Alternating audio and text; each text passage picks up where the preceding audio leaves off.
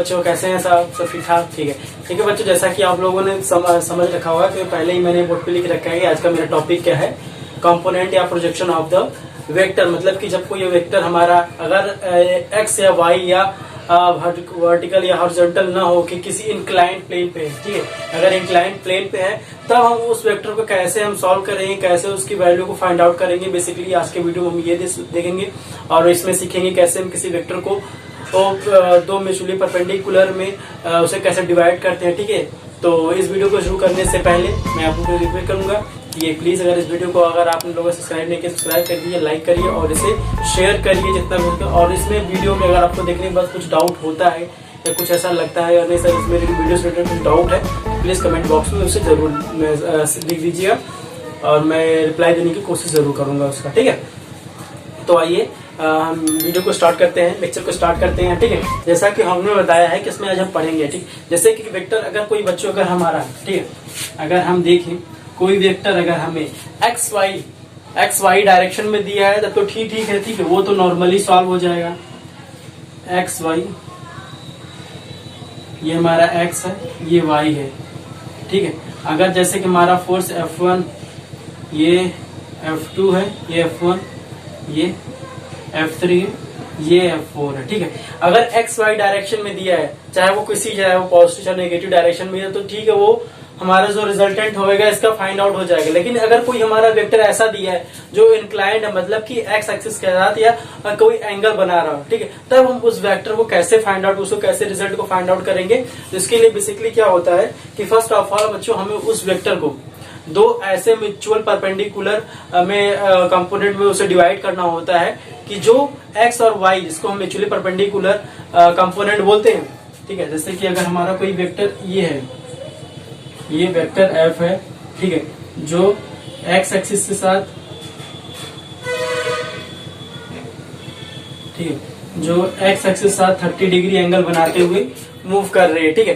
तो इस समय हमें इस वेक्टर का क्या करना पड़ेगा, दो ऐसे म्यूचुअल परपेंडिकुलर कंपोनेंट में इसे डिवाइड करना पड़ेगा जो एक्स और वाई डायरेक्शन को शो करते हो, ठीक है, जो एक्स और वाई डायरेक्शन को शो करते हो। हमें दो ऐसे वेक्टर एफ को ऐसे कंपोनेंट में डिवाइड करना पड़ेगा, ठीक है। यही बेसिकली हमें सीखना है कैसे वेक्टर एफ को हम दो कंपोनेंट में डिवाइड करते हैं। आगे इसी चीज को आपको समझ में आएगा आज हमें पढ़ना क्या है, ठीक है। आइए स्टार्ट करते हैं। जब हमारा वेक्टर इंक्लाइंड हो, ये हमारा एक्स वाई प्लेन है, बहुत सिंपल सा, ठीक है। ये वेक्टर एफ है, वेक्टर एफ है जो एक्स एक्सिस, वाई ये माइनस एक्स है, ये माइनस वाई से 30 डिग्री बनाते हुए मूव कर रही है। अब क्या है, हमें इसके कंपोनेंट, दो म्यूचुअल कंपोनेंट को इसे डिवाइड करना है। तो हम क्या करेंगे, सबसे पहले यहां से एक परपेंडिकुलर ड्रॉ करेंगे ऑन द ओ एक्स पे, इस लाइन ओ एक्स लाइन पे, ठीक है।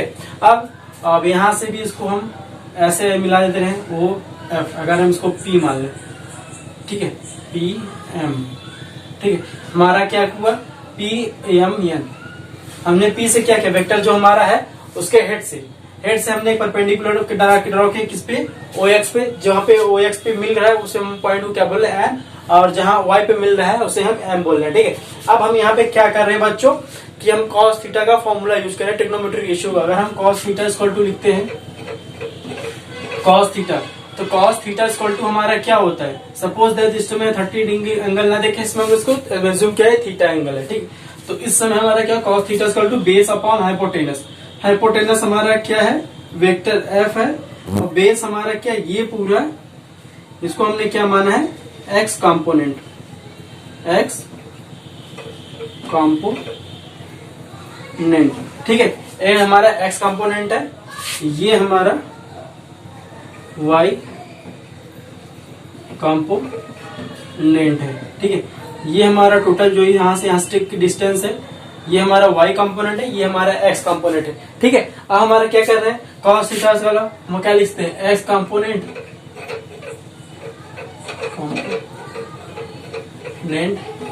अपान हमारा क्या है, हाइपोटेनस हमारा क्या है, वेक्टर है। अब बच्चों यहाँ पे समझने वाली बात है, ठीक है। यहाँ पे वेक्टर एफ ना लिख के हम क्या लिखेंगे, इसका मॉडल निकाले, ठीक है, इसको मॉड में लिख लेंगे, इनका मैग्नीट्यूड हम लिखेंगे यहाँ पे, ठीक है, मॉड एफ लिखेंगे हम। यहाँ पे एफ ना लिख के यहाँ पे मॉड एफ यहाँ पे हमने क्यों लिखा है, अभी इसके बारे में हम बहुत डीपली बात करेंगे। फिलहाल अभी हम यहाँ पे कंपोनेंट निकालें, कंपोनेंट हमारा क्या होगा, ठीक। तो इस समय हमारा क्या हो जाएगा, x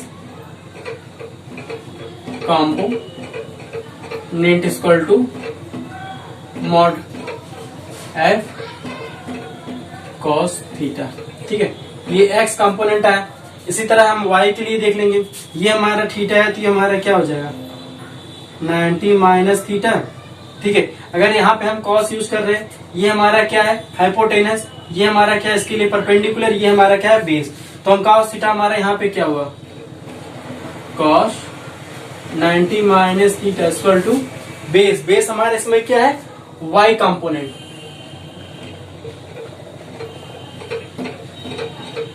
y component upon hypotenuse. Hypotenuse हमारा क्या है वेक्टर एफ है, लेकिन हमने बताया यहाँ पे वेक्टर एफ ना लिखेंगे, हम मॉड एफ लिखेंगे, मॉड एफ। अभी इसके बारे में डिटेल में बात करेंगे क्यों हम मॉड एफ ले रहे हैं और क्यों हम इसको, ठीक है। अब हमारा क्या cos 90 माइनस थीटा, इतना तो आप लोगों ने पढ़ा, cos 90 माइनस थीटा किसमें कन्वर्ट हो जाएगा sine theta equal to y component upon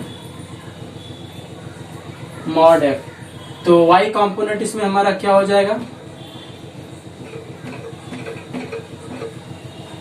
mod f sine theta, ठीक है। इस समय मॉड y कंपोनेंट हमारा क्या निकल के आया मॉड एफ साइन थीटा, ठीक है। तो हम लिखना चाहें तो इस समय x कंपोनेंट हमारा क्या हो जाएगा, x कंपोनेंट की हमारा क्या हो जाएगा mod F cos theta. y component हमारा क्या हो जाएगा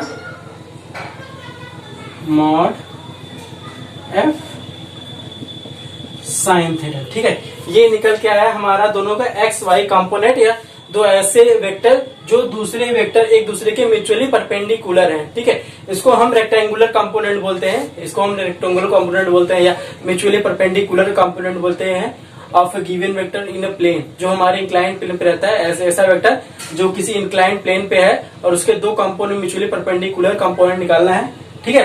तो हम क्या करते हैं इसको एक्स वाई कंपोनेंट डिनोट करते हैं, ठीक। अब हमारे क्या है ये कंपोनेंट निकल के आ गए। अब हमें क्या करना है कि अगर हम वेक्टर एफ लिखें यहां पे, इस समय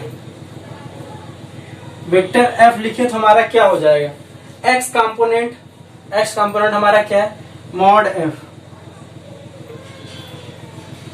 एफ कॉस थीटा।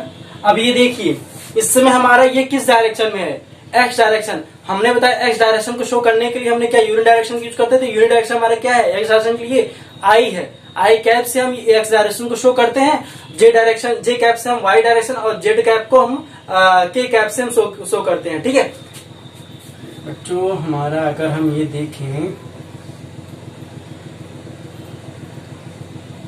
ये हमारा आई है, ये हमारा जे कैप है, ये हमारा के कैप है, ये एक्स है, ये वाई है, ये जेड है, ठीक है। यही है। अगर बेटा हमारा एक्स पे है तो कंपोनेंट हमारा क्या होगा एक्स डायरेक्शन में। इसको शो करने के लिए हम क्या अभी क्या ये मैग्नीट्यूड ही हमारा, अभी हम इसमें सॉल्व लेंगे तो कुछ समझ में आएगा। एफ कॉस थीटा हमारा क्या बेसिकली मैग्नीट्यूड है। अभी डायरेक्शन हमें कोई इन्फॉर्मेशन नहीं मिला है, तो ये डायरेक्शन हमारा एक्स डायरेक्शन एक्स कंपोनेंट है, तो एक्स डायरेक्शन में शो कर। डायरेक्शन शो करने के लिए हम क्या रखेंगे यहाँ पे आई कैप प्लस। अब हमारा वाई डायरेक्शन में क्या है मॉड एफ साइन थीटा, ठीक है। यहाँ पे भी हमें कोई डायरेक्शन का इन्फॉर्मेशन नहीं मिला। डायरेक्शन शो करने के लिए हम क्या करेंगे यहाँ पे हम वाई डायरेक्शन किसके शो करते हैं जे कैप से, ठीक है। ये हमारा क्या हुआ बेटा बेसिकली वेक्टर एफ को हम क्या लिख सकते हैं mod F cos theta i plus mod f sine theta j cap, ठीक है। इसको इस फॉर्म में लिख सकते हैं इस वेक्टर एफ को, ठीक है। अब हम क्या कर रहे हैं कि अब हम कैसे कह दें कि सर यहाँ पे जो वेक्टर एफ है वो कैसे इसके इक्वल हो गया, ठीक है। यहाँ पे तो बहुत सारा लंबा चौड़ा आया है, तो आप कह रहे हैं सर ये वेक्टर एफ ये दोनों सेम है, ठीक। कैसे है सेम हमें ये प्रूव करके बताइए, ठीक है। अगर हम बच्चों प्रूव करना चाहें तो आप देखिए अगर यहाँ पे वेक्टर एफ है, ठीक है, तो इस समय इसका मॉड क्या होगा, इस समय इसका मॉड लेंगे तो मॉड हमारा क्या आ जाएगा, मैग्नीट्यूड की बात, मॉड मतलब मैग्नीट्यूड। अगर हम इसका वेक्टर एफ का मैग्नीट्यूड निकाले तो क्या हो जाएगा, मॉड एफ ही तो होगा इसका मैग्नीट्यूड।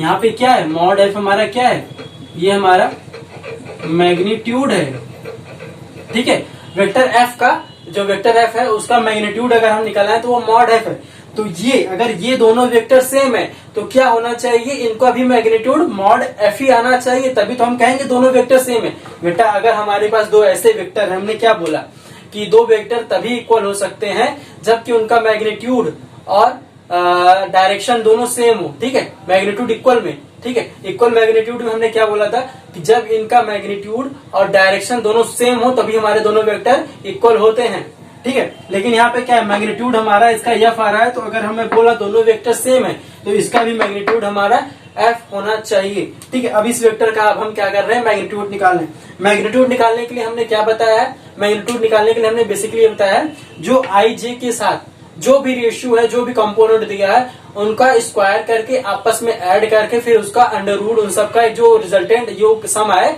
उनका आप क्या निकाल लीजिए, अंडर रूट निकाल लीजिए, ठीक है। अब यहाँ पे आई के साथ कंपोनेंट हमारा क्या है, मॉड एफ कॉस थीटा है, और जे के साथ क्या है, मॉड एफ साइन थीटा है। जेड के बारे में, यहाँ के बारे में कोई इन्फॉर्मेशन नहीं है, तो हम क्या करेंगे, यहाँ बेसिकली हमारे दो ही टर्म है आई जे। तो हम क्या करेंगे, सबसे पहले इन दोनों का जो आई जे के साथ जो इनका जो वैल्यू दिया है इनका स्क्वायर करेंगे। तो यहाँ पे क्या हो जाएगा, मॉड एफ का square cos square theta plus, अब यहाँ पे क्या है, मॉड एफ, जे वाला क्या है, मॉड एफ है, बहुत सिंपल सा है बेटा, इसका स्क्वायर, यहाँ पे क्या है, sign square theta, sine theta है तो इसका स्क्वायर में करने के बाद साइन स्क्वायर थीटा, ठीक है बेटा। अब हमारा क्या है, मॉड एफ स्क्वायर, इधर भी मॉड एफ हम कॉमन स्क्वायर लेंगे, कॉमन ले रहे हैं, ठीक है बच्चों। यहाँ पे हमने मॉड एफ को कॉमन ले लिया तो हमारा बचा क्या, cos square theta plus sign square theta, ठीक है। अब हमें पता है cos square plus sign square theta की वैल्यू कितनी 1 होती है ना। यहाँ हमारा अगर हम यहाँ बताएं sine square theta plus cos square theta equal to 1, बहुत सिंपल सा है बेटा, ये आप लोगों ने पढ़ रखा है, बहुत इजी चीजें हैं, ठीक है, ये आप लोगों ने पढ़ रखा है। तो ये पूरी वैल्यू हमारी क्या 1 हो गई। अगर ये वैल्यू 1 हो गई तो इस समय जो वैल्यू हमारी आ रही है तो हमारी क्या हो जाएगी, मॉड एफ स्क्वायर, बस यही तो बचा है, क्योंकि ये पूरा हमारा क्या हो गया, 1 हो गया। अगर ये पूरी वैल्यू हो गई तो हमारा मॉड स्क्वायर। अब हम क्या है, अंडर रूट है तो अंडर रूट का मतलब क्या, 1/2 हमने बताया आपको बेटा, आप याद रखिए अंडर रूट का मतलब होता है पावर 1/2। अंडर रूट का मतलब बेसिकली होता है पावर, जो नंबर हमारा दिया होगा अंदर, जैसे इनर का नंबर यहाँ पे मॉड एफ है, मॉड एफ का या स्क्वायर है ना, तो इसका मॉड एफ स्क्वायर का पूरा होल की पावर हो गया 1/2। अगर हम इसको लिखना चाहें तो यहाँ पे इसको बच्चों में इरेज कर रहा हूँ, यहाँ पे इरेज करके मैं फिर से, क्योंकि ये सब हो चुका है, इरेज कर, ठीक है। अगर हम लिखना चाहें तो जो मॉड हमारा क्या है, इसमें वैल्यू आ रहा है बच्चों, इसमें थोड़ा सा इंक डालें,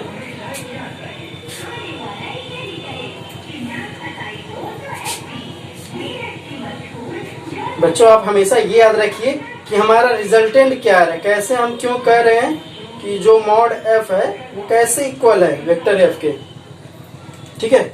इसमें थोड़ी सी भी डाउट हमारी रहनी नहीं चाहिए, क्योंकि अगर थोड़ी बहुत डाउट आती है तो उससे क्या होता है, बाद में वो डाउट क्रिएट होते होते इतना बड़ा हो जाता है कि फिर उससे हमें क्वेश्चन जब हम सॉल्व करते हैं तो वो वहां पे प्रॉब्लम क्रिएट करता है, ठीक है। इसलिए मेरी कोशिश यही रहती है कि आपको थोड़ी सी भी डाउट ना होने पाए, ठीक है। अब हमारा क्या है, हमने क्या किया, हमारा जो रिजल्ट आया इसमें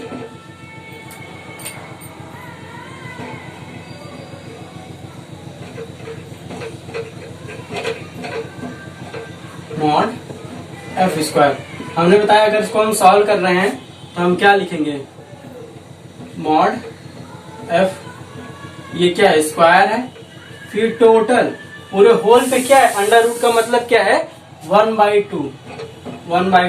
हमने क्या किया, पावर पे बच्चा अगर पावर हम क्या करें, दोनों का पावर का आपस में मल्टीप्लाई होता है, सिंपल सा मैथमेटिकल फंडा है कि अगर पावर के ऊपर पावर है तो दोनों के क्या है, पावर का आपस में मल्टीप्लाई कर देते हैं, ठीक है। तो इसलिए मॉड 2 इंटू 1/2, तो क्या हो जाएगा, 2 से 2 कैंसिल होकर हमारा क्या हो जाएगा, मॉड पावर 1। अब किसी की पावर 1 होता है तो वो वैल्यू हमारी सेम की एट एग्जिट वही रहता है, ठीक है। तो ये हमारा रिजल्टेंट लास्ट में क्या निकल के आया है, मॉड एफ। ठीक है बच्चों, अब देखिए यहाँ पे भी जो हमारा वेक्टर आ रहा था, अगर यहाँ पे जो एफ वेक्टर है हमारा, वेक्टर एफ जो था, इसकी भी मॉड कितनी मैग्नीट्यूड कितना निकल के आया था, मॉड एफ। और यहाँ पे भी जो वेक्टर हमने यहाँ का भी यहाँ इसका निकाला है मैग्नीट्यूड, वो भी क्या है, मॉड एफ आ रहा है। तो यहाँ पे ये प्रूफ हो गया कि जो वैल्यू यहाँ की है वही वैल्यू हमारी ये है, दोनों सेम वैल्यू है, कोई डिफरेंस नहीं है, ठीक है। तो अगर हम इस वेक्टर को दो म्यूचुअली कंपोनेंट में डिवाइड कर रहे हैं और उसका उस कंपोनेंट को लेके आई जे के फॉर्म में उस वेक्टर को रिफॉर्म कर रहे हैं या लिख रहे हैं, तो हमारे दोनों के मैग्नीट्यूड में कोई भी चेंजेस नहीं होगा। यहाँ पे मैंने बस यही प्रूव करके आपको बताना चाहा कि अगर हम इसको इस वेक्टर एफ को दो म्यूचुअली परपेंडिकुलर के कंपोनेंट में डिवाइड कर रहे हैं, जिसे आप एक्स कंपोनेंट या वाई कंपोनेंट में डिनोट करते हैं, ठीक है। अगर उसमें डिनोट कर रहे हैं तो दोनों का जो वेक्टर फॉर्म में अगर हम लिख रहे हैं, यानी आई जे के साथ लिख रहे हैं दोनों एक्स और वाई कंपोनेंट को, तो जो न्यू वेक्टर जनरेट होगा, यानी जो वेक्टर ये जनरेट हुआ है इसका मैग्नीट्यूड और जो ओरिजिनल वेक्टर जो वेक्टर हमारा एफ दिया, दोनों का मैग्नीट्यूड हमेशा सेम रहेगा, ठीक है बच्चों। ये बहुत छोटी सी बात है, लेकिन इसे समझने में बहुत लोगों को अनकम्फर्ट क्या होता है। पहली बात ये होता है कि बहुत सारे अच्छे बच्चे होते हैं जो ये समझ नहीं पाते वेक्टर एफ जो होता है ये कंपोनेंट कैसे दोनों का सेम होता है, ठीक। छोटी छोटी चीजें हैं बेटा, छोटी छोटी पॉइंट है, मेरा काम है आपको छोटे से छोटे पॉइंट पे आपको क्या इन्फॉर्मेशन देना, कैसे ये चीजें आई हैं, ठीक है। आई होप आप लोग को ये सब चीज समझ में आया, ठीक है। अब ले चलते हैं क्वेश्चन, अब क्वेश्चन ले, क्वेश्चन के थ्रू हम आपको समझाएंगे कैसे ये सब सारी चीजें मैं बोल रहा हूँ, ठीक है। क्वेश्चन लिख लेते हैं, क्वेश्चन के थ्रू आपको काफी और समझ में आएगा,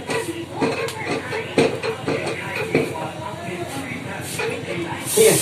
जैसे बच्चों हमारा क्या है, एक वेक्टर है, ठीक है, एक वेक्टर है और क्या है, ये एक्स एक्सिस से कितना बना रहा है, 30 डिग्री, ये वेक्टर एफ है। और वेक्टर एफ हमारा है क्या, 3i + 4j है, ठीक है। ये कहते हैं ये वेक्टर है हमारा। अब क्या है, अब ये कह रहा है इसके दो म्यूचुअली परपेंडिकुलर कंपोनेंट में डिवाइड करिए और प्रूव करिए कैसे इसका वेक्टर का मैग्नीट्यूड और उस जो vector reform x y component में दोनों वेक्टर आया है उसके दोनों मैग्नीट्यूड सेम होता है, जो कि मैंने पीछे प्रूव किया। अगर आप चाहेंगे क्वेश्चन आप कर लेंगे, इसमें कुछ है नहीं अब, लेकिन फिर भी मैं इसे बता रहा हूँ, ठीक है। सबसे पहले इसको हम क्या करेंगे,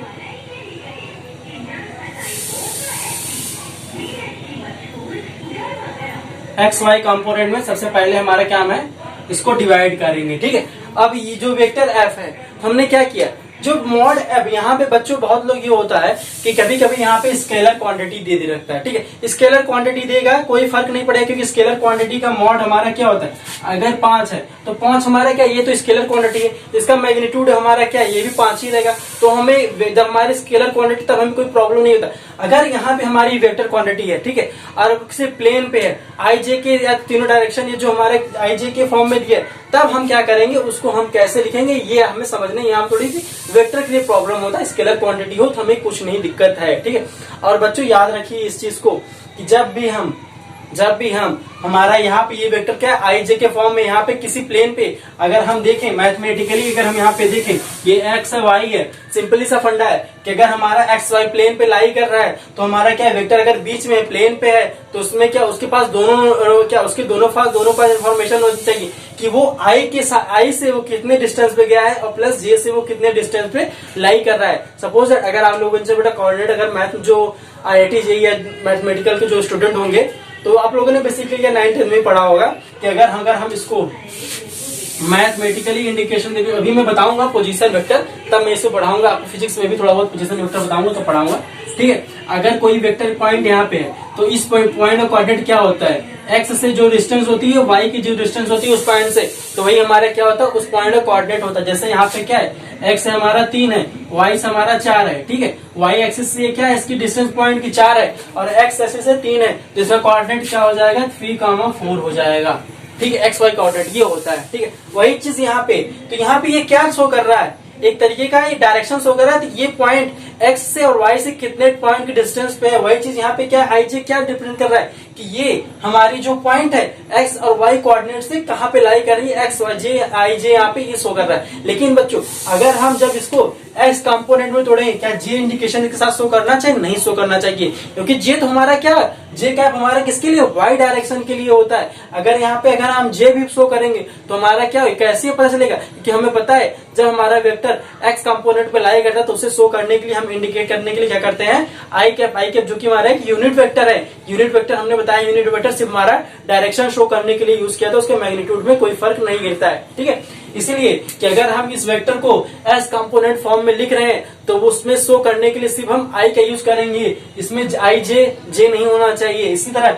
अगर हम वाई पे शो कर रहे हैं तो उसमें आई नहीं होना चाहिए, उसमें सिर्फ जे कंपोनेंट होना चाहिए। तो ठीक है, इसके लिए हम क्या करते हैं कि इस सब प्रॉब्लम को दूर करने के लिए सबसे पहले हम इसका मैग्नीट्यूड निकाल लेते हैं, मॉड निकाल लेते हैं। इन सब झमेलों से हटने के लिए सबसे पहले हमने क्या किया, भैया उसको मॉड निकाल ले, मॉड क्या है, तो हमारा इसका मॉड क्या हो जाएगा, 3 का स्क्वायर प्लस 4 का स्क्वायर। इसको सॉल्व करेंगे √25 आएगा। 25 किसका स्क्वायर है, तो 5 का स्क्वायर। इसको सॉल्व करेंगे तो रिजल्टेंट हमारा 5 आएगा। ठीक है, ठीक है, आई होप आप लोगों को यहाँ पे समझ में आ गया होगा कि ये वेक्टर 5 इसका मैग्नीट्यूड 5 कैसे आया। ठीक है, तो इस समय जो मॉड एफ है उसकी वैल्यू कितनी आई है, 5 आई है। बहुत सिंपल सा। अब क्या है ये मॉड एफ, अब यहाँ पे क्या है, हमने वेक्टर को क्या किया, स्केलर क्वांटिटी में कन्वर्ट कर रखा है। अब हमारे 5 क्या है, एक स्केलर क्वांटिटी है। अब हम इसको क्या करेंगे, एक एक्स और वाई कंपोनेंट में डिवाइड कर लेंगे, क्योंकि हमारे पास कोई दिक्कत, इसको डिवाइड करने में कोई प्रॉब्लम आएगी नहीं। हमारा क्या एफ, एफ हमारा क्या है, मॉड एफ। हम यहाँ पे क्या लिखते थे, mod F cos theta, theta की जगह 30 डिग्री है, और यहाँ पे क्या लिखते थे, मॉड वाई डायरेक्शन में मॉड एफ साइन 30। थीटा क्या है हमारा, साइन 30 है, 30 डिग्री है। ठीक है, अब हमें क्या है, अब ये क्या है, मॉड एफ, मॉड एफ क्या है हमारा, क्या है 5 है, तो यहाँ पे लिख दे रहे हैं 5 कॉस 30 डिग्री। कॉस 30 डिग्री की वैल्यू क्या होती है, 5 अंडर रूट कॉस 30 डिग्री की वैल्यू में पता है अंडर रूट 3/2 होती है। ठीक है, इसको हम सॉल्व करेंगे, हमारा क्या आ जाएगा 5 अंडर रूट 3/2, ये आ गई।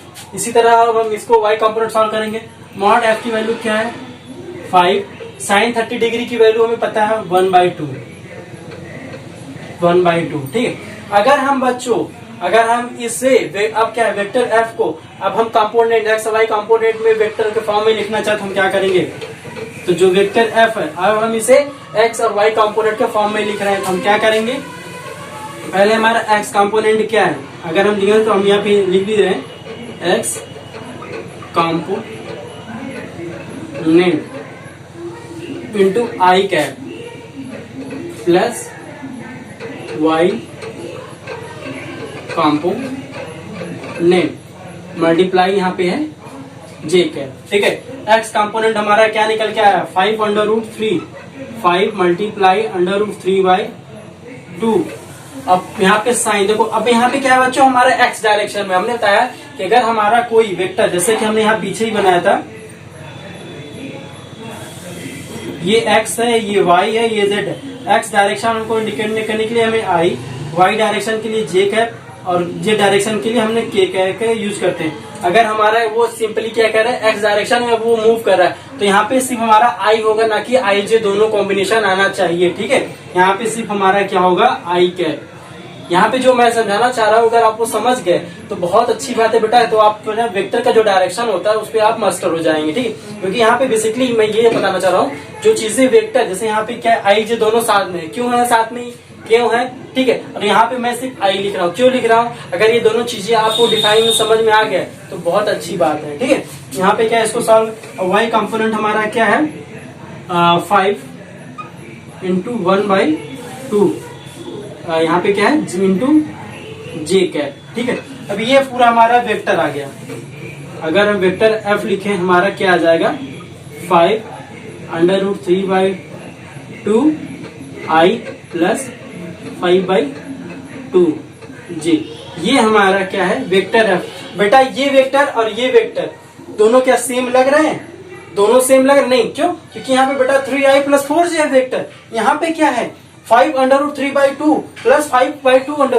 बेटा यहाँ पे एक चीज समझने वाली बात है, ये वेक्टर आपका प्लेन पे है, एक्स वाई प्लेन पे है, लेकिन ये वेक्टर किस फॉर्म में है, एक्स कंपोनेंट और वाई कंपोनेंट के फॉर्म में है। चीजें दोनों की मैग्नीट्यूड सेम आएंगे, अभी मैं निकाल के दिखा रहा हूँ कि दोनों का मैग्नीट्यूड से डायरेक्शन सेम आएगा, लेकिन क्या है यहाँ पे देखिए आई जे है, जे है, यहाँ पे भी आई जे, दोनों का डायरेक्शन सेम है। अब यहाँ पे बात सी मैग्नीट्यूड की फंसे, क्योंकि यहाँ क्या है स्केलर आई जे तो मैच कर गया, आई है यहाँ पे जे है, यहाँ पे भी आई, यहाँ पे तो डायरेक्शन दोनों का मैच कर गया। लेकिन बात अब स्केलर क्वांटिटी यानी मैग्नीट्यूड की आ रही है, दोनों का मैग्नीट्यूड सेम नहीं, यहाँ पे 3 है, यहाँ पे 5√3/2 है, यहाँ पे 4 है, यहाँ पे 5/2 है। तो कैसे हमें ये समझ में आएगा दोनों का मैग्नीट्यूड सेम है, क्योंकि हमारे डायरेक्शन तो पता चल गया डायरेक्शन सेम है, लेकिन मैग्नीट्यूड के बारे में अभी हम नहीं कह सकते, डाउट है थोड़ी बहुत। ठीक है, यही चीज मैं आपको समझाना चाह रहा हूँ बेटा, यही चीज है ये कैसे दोनों वेक्टर को मैं बोल रहा हूँ कि ये वेक्टर दोनों को सेम वेक्टर है। ठीक, अब यहाँ पे क्या क्वेश्चन लेने से क्या होता है, बहुत चीजें जो नहीं आती है वो समझ लिए मैं यहाँ पे कह रहा हूँ कि क्वेश्चन लेना बहुत अच्छी बात होती है। ठीक है, अब क्या है जो थोड़ा बहुत बच्चों को डाउट होगा वो इस क्वेश्चन के थ्रू समझ में आएगा। ठीक है, अब यहाँ पे क्या है दोनों का मैग्नीट्यूड, अब हमें ये देखना है इसका इस वेक्टर का मैग्नीट्यूड, अगर इस वेक्टर का मैग्नीट्यूड दोनों का सेम है और क्या डायरेक्शन तो सेम हो चुका है, लेकिन मैग्नीट्यूड अगर सेम होगा दोनों वेक्टर सेम हो जाएंगे। ठीक है, अब हम बात कर रहे हैं इसकी मैग्नीट्यूड की। अगर हम इसका मैग्नीट्यूड निकालें बच्चों, तो इस वेक्टर का जो एक्स वाई कंपोनेंट में डिवाइड करके हमने बल लिखा है, ठीक है, तो इसका कंपोनेंट हमारा क्या मैग्नीट्यूड क्या हो जाएगा,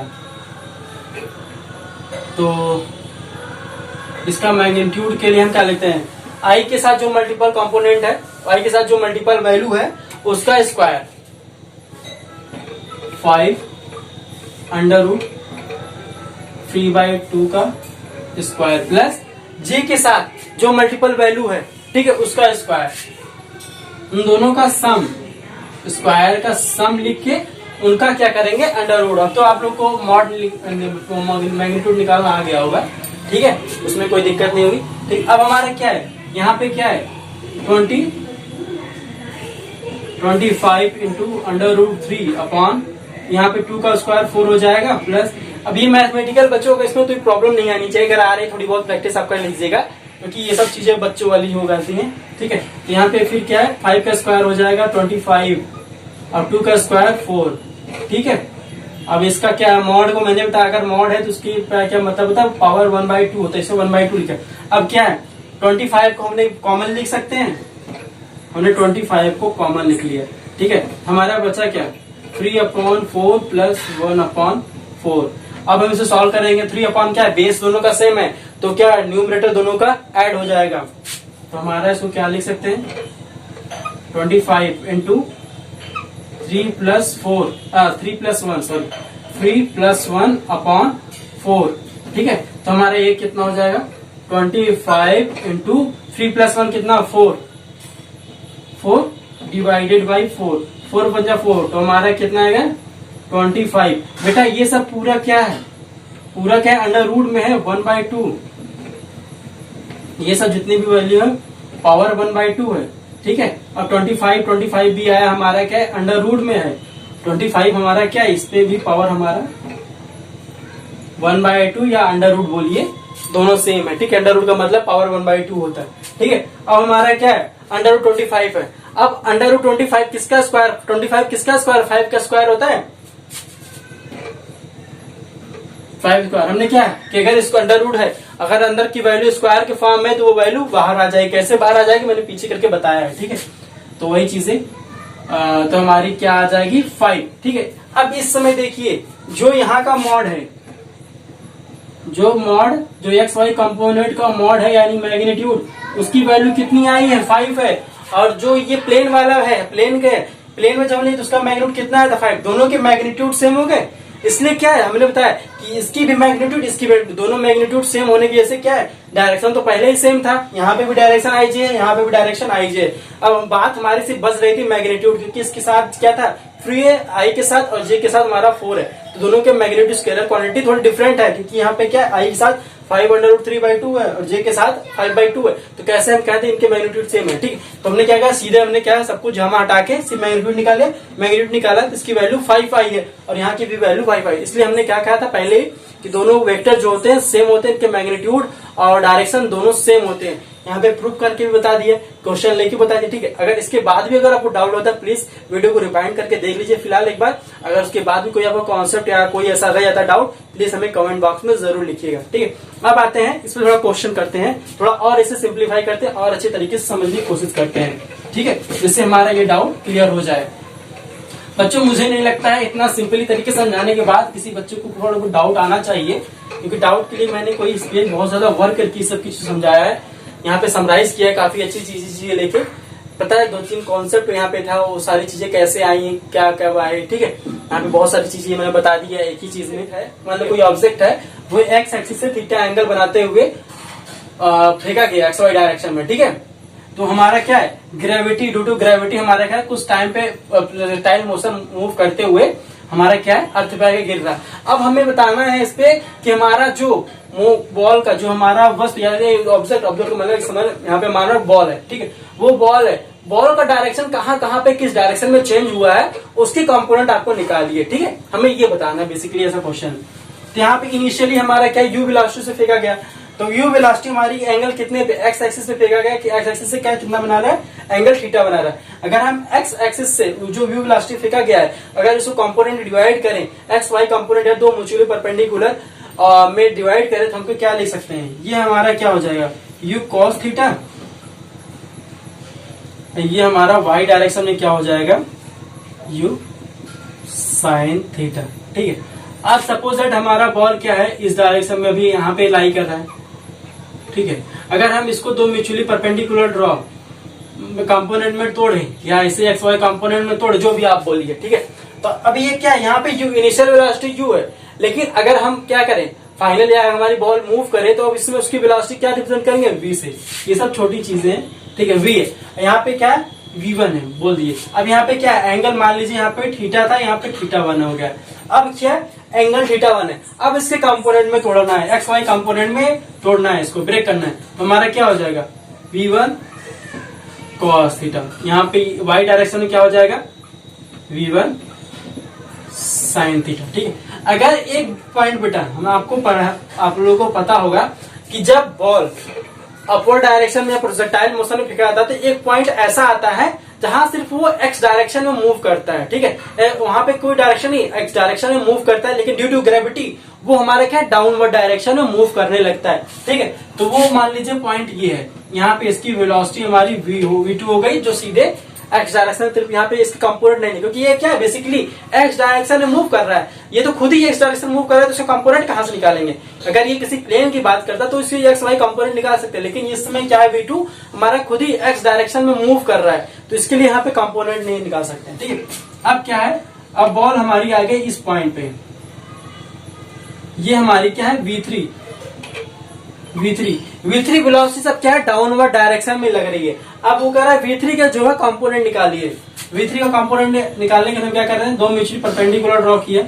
अब ये कितना एंगल यहाँ से बना रही है, सपोज दैट यहाँ से एंगल बना रही है θ1, यहाँ पे θ2 बना रही है, θ2 बना रही है। ठीक है, अब ये एंगल θ2 बना रही है, इसके दो कंपोनेंट में रिजोल्व करना है, तो हम क्या करेंगे, ये हमारा ये क्या हो जाएगा, Y component V3 cos theta. ठीक है, अब यहाँ पे देखिए जो y कंपोनेंट है वो V3 cos थीटा आ रहा है, लेकिन यहाँ पे क्या है, x कंपोनेंट हमारा क्या हो जाएगा, V3 sin थीटा। यहाँ पे देखिए पहले V3 हमारा क्या आ रहा है, यहाँ पे V1 क्या कॉस्ट है एक्स डायरेक्शन में, यहाँ पे V3 क्या आ रहा है, एक्स डायरेक्शन में sin थीटा आ रहा है। ठीक है, क्या है, दोनों ट्रिग्नोमेट्रिक रेशियो चेंज हो गए, लेकिन क्यों, क्योंकि ये क्या हमारा डाउनवर्ड डायरेक्शन में जा रहा है, ये एंगल चेंज हो गया। ठीक है, यहाँ पे बच्चों बस आपको यही सीखना है कि कैसे हमारा एंगल को हम डिफाइन करते हैं। सपोज दैट इसमें θ2, अगर ये एंगल हमारा थीटा दिया होता तो हम क्या करते हैं, इस एंगल को लेके इसको सॉल्व करते हैं। ठीक है, अगर हम इस एंगल को मान लीजिए ये θ2, ये θ3 है। ठीक है, अगर हम θ3 के लिए वेक्टर इसको एंगल को सॉल्व कर रहे हैं तो हमारा क्या हो जाएगा, V3, तो हमारा क्या हो जाएगा, V3 cos थीटा, cos θ3, यहाँ पे क्या हो जाए, V3 cos θ3, यहाँ पे V2 यहाँ से कॉस इंटू हो जाएगा। ठीक है, काफी इजी है ये सब चीजें समझना कि बेटा हमें कंपोनेंट हमें ये देखना है कि हम किस एंगल के कौन सा एंगल ले रहे हैं। ठीक है, हम कौन सा एंगल लेके उस कंपोनेंट को डिवाइड कर रहे हैं। सबसे पहले आपको ये देखना हो कि आप कौन सा एक्स एक्सिस से कंपोनेंट ले रहे हो, किस एक्सिस से आप कंपोनेंट लेके उसको ब्रेक करना चाहते हो। क्योंकि कभी कभी ऐसे क्वेश्चन में आपको मिलेंगे कि एक्स एक्सिस के रिप्रेजेंट में हम उसको न लेके वाई कंपोनेंट को लेके हम उसको ब्रेक करते हैं। वाई के से जो वाई के अलोंग जो एंगल होता है उसको हम लेके उसको दो कंपोनेंट में म्यूचुअली परपेंडिकुलर कंपोनेंट में डिवाइड करते हैं, एक्स वाई कंपोनेंट में डिवाइड करते हैं। ठीक है, कभी ऐसा हमें देखने को मिला है। ठीक है, ये आप समझ लिए। अब इस पे और को न्यूमेरिकल लेंगे। न्यूमेरिकल के लिए सबसे पहले हम इसको आप समझ लीजिए, जो उसमें डाउट है देख लीजिए, रिवाइंड कुछ डाउट रहता है वीडियो को रिवाइंड करके। ठीक है, अब आगे क्वेश्चन और लेते हैं आपको इसको समझाने के लिए। बेटा यहाँ पे बस मेरा ये मोटिव है कि आप लोगों को बेसिकली वेक्टर का डायरेक्शन कंपोनेंट में कैसे डिवाइड होता है ये आपको समझ में आ जाए, और कुछ यहाँ पे समझने वाली बात नहीं है, कुछ और ज्यादा इसमें समझना पड़ेगा। ठीक है, अब जैसे कि कोई ब्लॉक है जिसका मास m है। ठीक है, इस ब्लॉक पे कुछ फोर्स लग रहे हैं, जिसे F1 कर रहे हैं, F2 कर रहे हैं और F3। ठीक है, जो ब्लॉक F1 ब्लॉक पे F1 और F2 फोर्स लगा है वो क्या है, दोनों क्या है, किसी x डायरेक्शन में है। ठीक है, लेकिन जो F3 है वो F3 क्या है, हमारा इंक्लाइंड है, यानी किसी प्लेन पे है, एक्स वाई प्लेन पे हमारा क्या एंगल शो कर रहा है। यानी अगर हमारा इसको हम देखें, इसको हम क्या करें, x से हमारा 30 डिग्री, यानी ये हमारा वेक्टर क्या है, x से 30 डिग्री बनाते हुए मूव कर रहा है। ठीक है, यहाँ पे आपको ये देखना होगा कि कैसे ये हमारा फोर्स हमारा F3 कैसे से कंपोनेंट को निकाला। और एक बात और बच्चों, जैसे कि हमारा ये लाइन है, अगर हमारा एक्स वाई प्लेन अगर हमने यहाँ पे लिया है, ये है, या यहाँ पे ले, या इंक्लाइन पे, ठीक है, इंक्लाइन पे एक्स वाई प्लेन ले। ठीक है, यहाँ पे आज इस फिगर में आपको देख रहे होंगे बेटा, हमने एक्स वाई प्लेन यहाँ पे क्या रखा है, 4 जगह लिया है। सपोज दैट ये 1 है, ये 2 है, ये 3 है, ये 4 है, 4 जगह एक्स वाई प्लेन लिया है। अब यहाँ पे ये आपको देखना है कि चारों जगह जो कंपोनेंट आ रहे हैं वो सेम होंगे।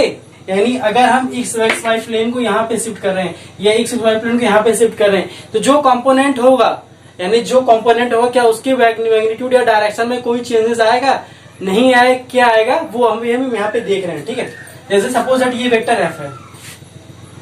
एफ है, और हम इस पूरे बॉडी एम को, अगर हम इस पूरे बॉडी एम को एक पॉइंट पे समराइज करें, ठीक है, सपोज दैट हम मान ले रहे हैं ये हमारा x है, ये हमारा x है, ये हमारा y है। ठीक है, अगर हम इसे लिखना चाहें तो हमारा क्या होगा, एक्स वाई प्लेन में बनाना चाहें तो समथिंग हमारा कुछ ऐसे ही डायग्राम बनेगा। ठीक है, F1 हमारा क्या है, इस डायरेक्शन में मूव कर रहा है, -x डायरेक्शन में। F2 हमारा क्या है, +x positive x direction move कर रहा है। लेकिन F3 हमारा क्या है, वो थीटा एंगल यानी 30 डिग्री का एंगल बनाते हुए एक से एंगल में मूव कर रही है। ठीक है, अब हमें क्या है, इसके कंपोनेंट में F3 के कंपोनेंट को ब्रेक करना है। ठीक है, F3 को कंपोनेंट को ब्रेक करेंगे तो हमारा क्या हो जाएगा, ये यहाँ पे प्लस क्या हो जाएगा, F3 cos 30 डिग्री, ये हो जाएगा x कंपोनेंट। y कंपोनेंट हमारा क्या हो जाएगा, F3 sin 30 डिग्री। ठीक है, ये कंपोनेंट बेसिकली आपको F3 के मिल गए। अब क्या है हमारा, यहाँ पे देखिए हमारे दो है, एक तो S कंपोनेंट x एक्सिस पे है, दूसरा हमारा क्या y एक्सिस पे। दोनों को सॉल्व करके हम रिजल्टेंट को फाइंड आउट कर सकते हैं, रिजल्ट हम अपना फाइंड आउट कर सकते हैं। ठीक है, यहाँ तो हमारा ये हो गया। यहाँ पे हमारा बेसिकली ये था टारगेट बच्चों कि हमें ये देखना था कि अगर हम इस वेक्टर को सपोज दैट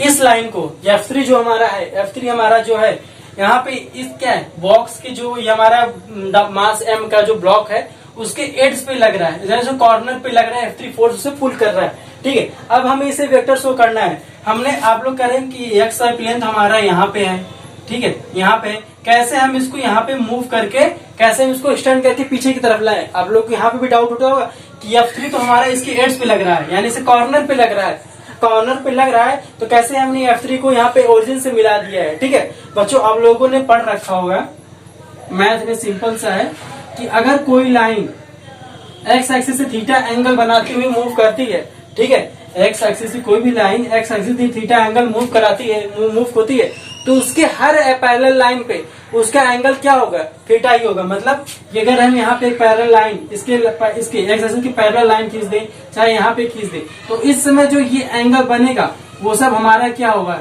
थीटा ही होगा, ठीक है। यानी अगर हम समझे दो पैरेलल लाइन, दो पैसा मैथमेटिकल चीजें बच्चों, ये सब थोड़ा मैथ की चीजें, यहाँ पे थोड़ा मैथ भी पढ़ते रहिए, ठीक है। अगर दो पैरेलल लाइन को एक तिर्यक रेखा यानी एक लाइन ऐसा है जो एंगल पे, किसी एंगल पे दोनों लाइन को बाइसेक्ट इंटरसेक्ट कर रही है, तो जो एंगल होगा इसका, ये दोनों एंगल क्या होंगे, सेम होंगे। ये एंगल दोनों एंगल सेम होंगे, ठीक है। वही चीज यहाँ पे भी है कि अगर हम इसको एक पैरेलल लाइन मान लें, ठीक है, ये दोनों क्या पैरेलल लाइन है, क्योंकि ये भी एक्स एक्सिस ये भी एक्स एक्सिस के पैरेलल ही है, ठीक है। ये क्या एक्स एक्सिस है, इसे माना तो एक्स एक्सिस के पैरेलल ये भी है। अगर यहाँ पे एंगल थीटा बना है तो इस लाइन को अगर हम पीछे बैकवर्ड की तरफ मूव करा रहे हैं तो यहाँ पे भी एंगल 30 डिग्री बनेगा। वही चीज बच्चों यहाँ पे हमने किया है, ठीक है। अब क्या है, जैसे कि हमने यहाँ पे हमें ये प्रूव करना था, इसको मैं मिटा रहा हूं। एक कॉन्सेप्ट यहाँ पे मैं बता रहा था आप लोग को कि अगर हम एक्स वाई पे, सपोज दैट इस समय हमारा एक वेक्टर यहाँ पे है, ये एफ है, ठीक है। ये वेक्टर हमारा क्या है, इसको वेक्टर को हमने दो कंपोनेंट एक्स वाई कंपोनेंट में तोड़ दिया है। ये वेक्टर एफ कॉस थीटा और ये एफ साइन थीटा, ठीक है। अब इस एक्स वाई प्लेन को मैं मूव यहाँ पे करा दे रहा हूँ, यहाँ पे आ गया हमारा एक्स वाई प्लेन। यहाँ पे अगर हमारा एक्स वाई प्लेन है तो क्या जो वेक्टर एफ है, एफ कॉस थीटा है, क्या उसके डायरेक्शन या मैग्नीट्यूड में कुछ डिफरेंस आएगा, नहीं आएगा। हमने बताया है बच्चों, किसी भी वेक्टर को अगर हम पैरेलल शिफ्टिंग कर रहे हैं, ठीक है, तो उसके मैग्नीट्यूड में, उसके डायरेक्शन में कोई भी चेंजेस नहीं आएगा, ठीक है। अगर हम एफ कॉस थीटा को उठा के यहाँ पे पुट कर दे रहे हैं, क्या है, इसका डायरेक्शन चेंज होगा, नहीं।